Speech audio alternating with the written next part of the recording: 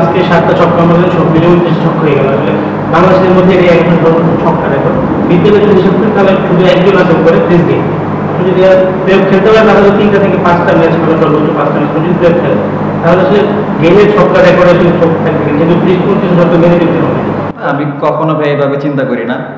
Just আমাদের সামনে 2টা ম্যাচ আছে, 2টা ম্যাচ আমরা কিভাবে ভালো শেষ করতে পারবো সেটাই প্ল্যান থাকবে আমাদের। সবাই সেভাবেই চিন্তা করতেছে।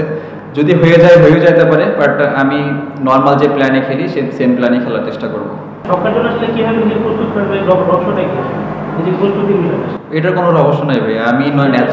আমি ন্যাচারালি এরকম খেলি, প্র্যাকটিসে ট্রাই করি নিজের যেটা স্ট্রং জোন সেটা নিয়ে কাজ করার, এবং যেটা আমার গেমে যে ভুলগুলো হয় সেগুলো নিয়ে কাজ করার। তো এটার কোনো রহস্য নেই ভাই, জাস্ট আমি নর্মাল ন্যাচারাল খেলা খেলি। দেখেন ওইটা ডিফারেন্ট ফরম্যাট, ওডিআই ফরম্যাট। এখানে যেরকম প্রথম পাওয়ার প্লেতে মানে কুইক খেলতে হয়, রান তুলতে হয়, ওইখানে হয়তো আরও একটু বেশি সময় পাওয়া যায়। তো আমি চেষ্টা করতেছি পাওয়ার প্লেতে খেললে আমি নিজেকে কিছুটা সময় দেওয়ার। তো চেষ্টা করবো যে চানভেজ ট্রফি যখন খেলবো তখন নিজেকে কিছুটা সময় দিয়ে যদি ব্যাটিং করতে পারি তাহলে আমার জন্য ভালো।